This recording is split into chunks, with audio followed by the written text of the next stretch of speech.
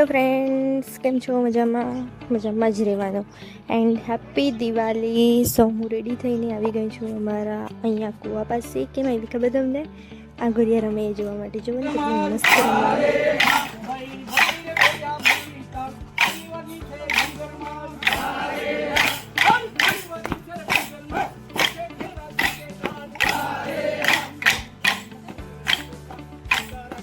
અને હવે હું પણ ચાલી ઘરે આવીને મેં એવું વિચારતી છે કે હું હેર કટ કરાવું મારી સિસ્ટર પાસે.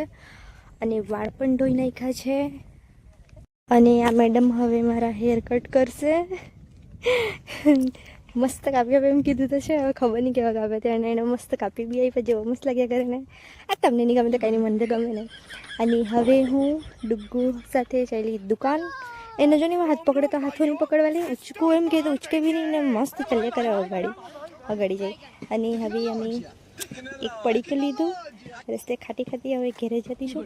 ઘેરે પહોંચી બી ને મમ્મી મને કહે હાર બનાવવા બેસી જાઓ. એટલે હવે હાર બનાવવા બેસી ગયા. અને હવે અમે ચાલ્યા ડુગ્ગુ સાથે. તમારા નાનપણમાં કોણે કરેલું કમેન્ટ કરજો. હા, મળીએ બીજા બ્લોગમાં. બાય.